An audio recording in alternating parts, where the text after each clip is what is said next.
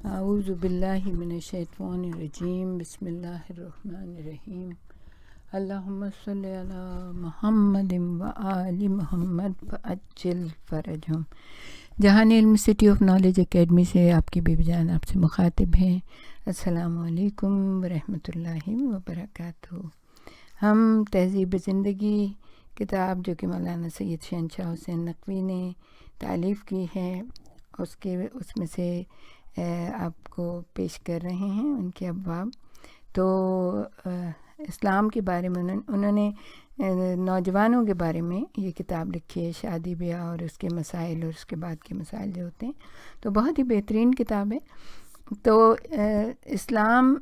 کے بارے میں بتاتے ہیں، اسلام انسان کے بارے میں گفتگو کرتے ہوئے اس بات کی طرف اشارہ کرتا ہے کہ اس کے وجود میں بے چینی اور بے قراری کے عنصر پائے جاتے ہیں، جس کی جانب سورہ طٰہٰ آیت نمبر 115 میں پروردگار عالم نے یوں ارشاد فرمایا، بسم اللہ الرحمن الرحیم، وَلَقَدْ عَهِدْنَا إِلَىٰ آدَمَ مِن قَبْلُ فَنَسِیَ وَلَمْ نَجِدْ لَهُ عَزْمًا، اور ہم نے آدم علیہ السلام سے پہلے ہی عہد لیا تھا مگر انہوں نے اسے ترک کر دیا اور ہم نے ان کے پاس عزم و ثبات نہیں پایا۔ یہاں پر وہ کہتے ہیں مولانا صاحب کہ یہاں ذاتی طور پر حضرت آدم علیہ السلام مراد نہیں ہیں، بلکہ نوح آدم علیہ السلام مراد ہے۔ چنانچہ قرآن مجید نے سورہ انبیاء آیت نمبر 37 میں یوں بیان کیا ہے کہ خلق الانسان من اجل سأریکم آیاتی فلا تستعجلون، انسان کے خمیر میں عجلت شامل ہو گئی ہے اور عنقریب ہم تمہیں نشانیاں دکھائیں گے تو پھر تم جلدی نہیں کرو گی۔ اب مسئلہ یہ ہوتا ہے کہ جب انسان اپنا بچپن کا زمانہ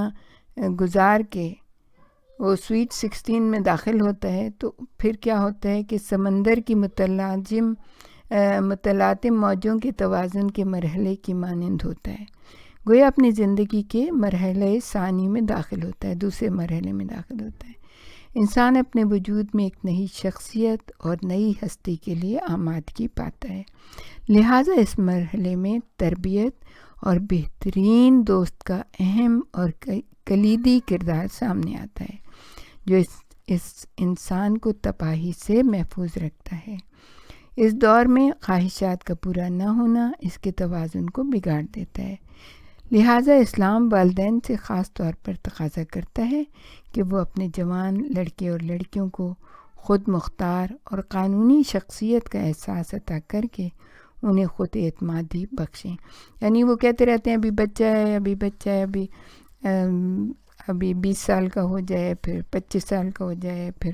30 سال کا ہو جائے، ابھی جاب سے ہی مل جائے، تعلیم پوری ہو جائے۔ حالانکہ دین اسلام تو یہ کہتے کہ مہد سے لحد تک علم حاصل کرو، یہ تعلیم پوری ہونے کا بہانہ کیا ہوتا ہے؟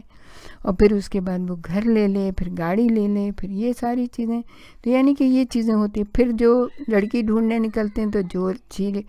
جو لڑکیاں ان کی پسند کی ہوتی ہیں، پتہ چلتا ہے کہ وہ تو ایک اور دو بچوں کی مائیں بن چکی ہوتی ہیں، تو اور ڈھونڈنے میں ٹائم لگتا ہے۔ اس کا تو بڑے مسائل ہیں یہ سارے۔ تو اسلام والدین سے خاص طور پر یہ تقاضا کرتا ہے کہ انہیں خود اعتمادی بخشیں، اور کیونکہ جب انسان کا شعور پختہ ہو جاتا ہے اور وہ اس کے ذریعے اپنے امور اور معاملات کا انتظام کر سکتا ہے تو اسلام اس پر سے بزرگوں کی ولایت اٹھا لیتا ہے۔ چنانچہ سورہ النساء آیت نمبر 6 میں ارشاد ہوا ہے، وَابْتَلُوا الْيَتَامَىٰ حَتَّىٰ إِذَا بَلَغُوا النِّكَاحَ فَإِنْ آنَسْتُم مِّنْهُمْ رُشْدًا فَادْفَعُوا إِلَيْهِمْ أَمْوَالَهُمْ، اور یتیموں کا امتحان لو، اور جب وہ نکاح کے قابل ہو جائیں تو رشید یعنی تم ان کے پختہ ہونے کا، یعنی کہ بالکل ان کے کامل جو ہے ہر چیز کامل ہو گئی، ان کی عقل بھی بہت بلند ہو گئی اور پختہ ہو گئی، اس کا احساس کرو تو ان کے اموال کو ان کے حوالے کر دو۔ انسان کی فطری خواہشات میں جہاں انسان کو پیاس لگتی ہے، پانی کی تشنگی ہوتی ہے،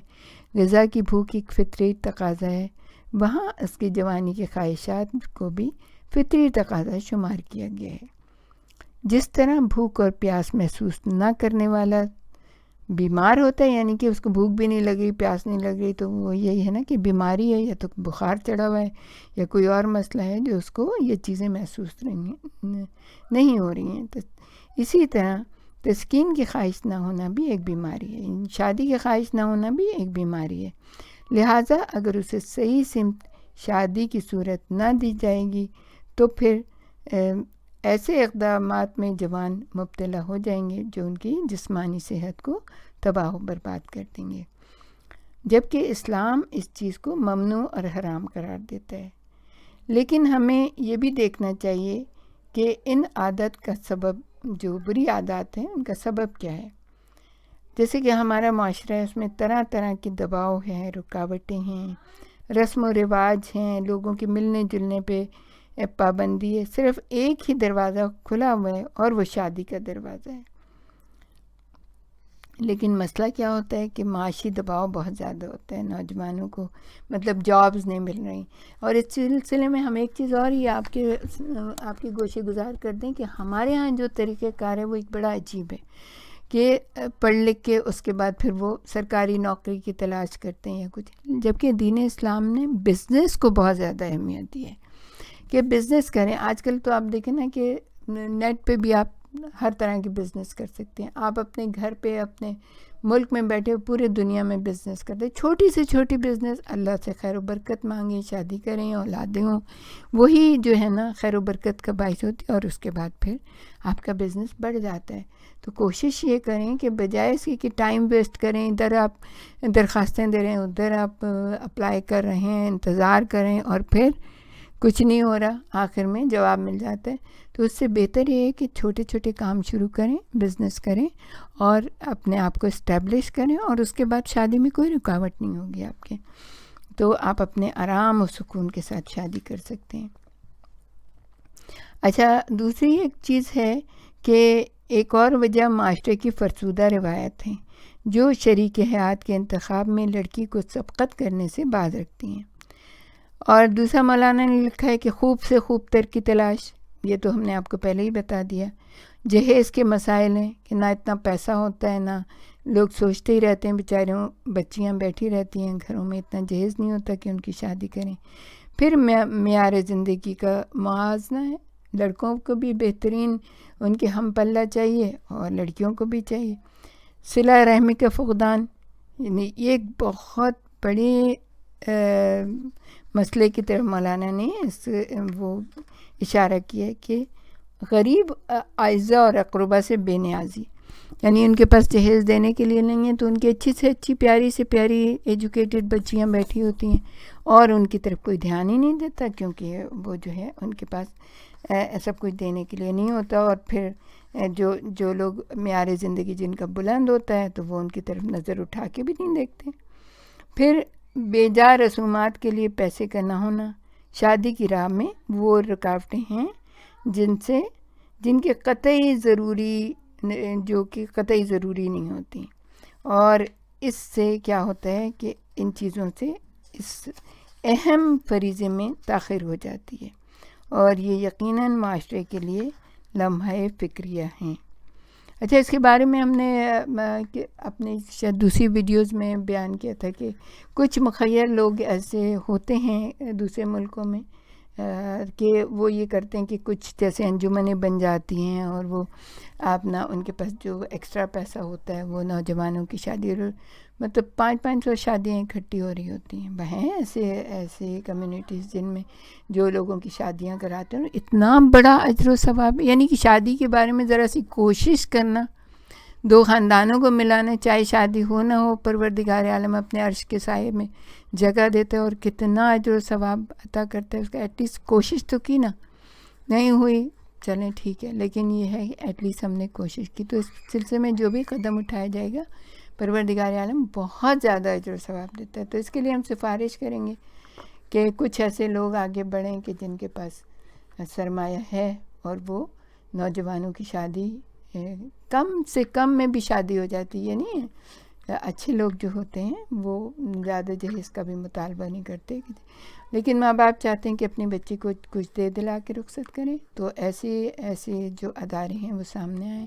اور بچیوں کی شادی میں مددگار ثابت ہوں. پھر ایک اور چیز ہے کہ انسان جو ہے نا دوستی ضروری ہے، کہ یعنی کس سے شادی کریں اس کے بارے میں ہم آپ کو اگلی ویڈیو میں بتائیں گے. اور یہ جو ہے آپ ہماری ویڈیوز دیکھیے گا، 30 ویڈیوز ہم نے اپلوڈ کی ہوئی ہیں آلریڈی. اب یہ ایک نیا سلسلہ ہم نے شروع کیا ہے اسی کے بینر کے نیچے. تو اگر آپ وہ شروع سے دیکھیں گے تو آپ کو بہت ہی اچھا لگے گا، اور سلسلے وار بہت سارے ٹاپک، جیسے کہ ہم لوگ سوچتے ہیں نا کہ بھئی مجلس کیا پڑھیں، لیکچر کیا دیں، تو یہ آپ کو بہت ساری چیزیں اس کے اندر سے سمجھ میں آ جائیں گی. آپ کے پاس بہت سارے ٹاپک آ جائیں. اور یہ تو ایک معاشرے کا اتنا بڑا مسئلہ ہے جس کو قرآن نے بھی خطاب کیا ہے، جس کو رسول نے اور ائمہ طاہرین نے خطاب کیا ہے. تو اس میں سے آپ اپنے مطلب کے موضوعات کو چوز کر سکتے ہیں. وآخر دعوانا ان الحمد للہ رب العالمین.